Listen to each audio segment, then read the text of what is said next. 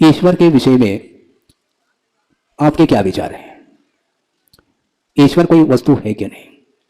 कोई व्यक्ति विशेष का नाम ईश्वर है, इस प्रकार हमारी अपनी धारणा है। इस विषय में आपका क्या ख्याल है? तो गुरुदेव ने बहुत अच्छा आगमिक उत्तर दिया। उनकी जिज्ञासा यह थी कि महाराज आप ईश्वर को मानते हैं कि नहीं मानते? मैं ईश्वर को क्यों नहीं मानता, किंतु ईश्वर को मानने का अर्थ यह नहीं है कि मैं ईश्वर कर्तृत्ववाद को स्वीकार करना हो। ईश्वर कर्तृत्ववाद को मैं नहीं स्वीकार करता, ईश्वर को स्वीकार करता हूं। और वह ईश्वर एक नहीं हुआ करता, यह ध्यान रखें। ईश्वर का अर्थ भगवान हुआ करता है, क्योंकि सिद्ध अवस्था में विराजमान होते हैं। और कुंद देव ने समयसार ग्रंथ में मंगलाचरण के रूप में ही इस विषय को रखा है कि वंदित्व सव्व सिद्धे ध्रुवमचल मनोवमम गयम पत्ते वो छाव्य समय पाहुड़ मिनमो सुध केवली फणिदम, ऐसा कहा।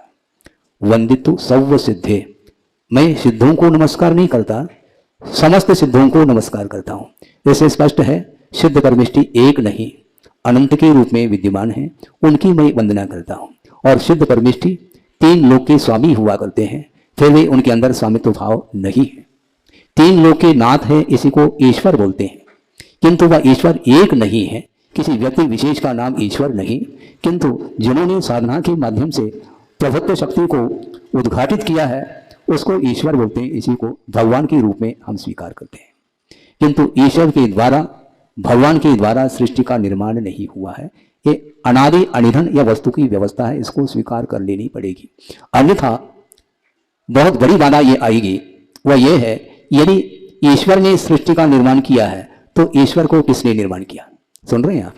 ईश्वर ने यदि तीन लोक की रचना की है तो ईश्वर की रचना किसने की? किसी दूसरे ईश्वर ने की मान लो, तो उस ईश्वर की रचना किसने की? किसी दूसरे ने की। इस प्रकार अनंत काल तक भी आप चले जाएं तो भी वह अनवस्था दोष आता चला जाता है, कोई व्यवस्था नहीं बनती है। इसलिए किसी ने किसी को नहीं बनाया है, ये अपने आप द्रव्य की व्यवस्था चलती है। किसी ने उत्पन्न नहीं किया, किसी के द्वारा कोई उत्पन्न नहीं हो सकता, अपने आप ही यह लोक व्यवस्थित है। इसलिए हम ईश्वर को तो मानने के लिए तैयार हैं, किंतु ईश्वर के द्वारा सृष्टि की रचना को मानने के लिए हम तैयार नहीं हैं। हम ईश्वर की उपासना करते हैं, करना चाहिए, क्योंकि ईश्वर अर्थात भगवान हुआ करते हैं और वह भगवान आराध्य हुआ करते हैं, आराधना के योग्य होते हैं।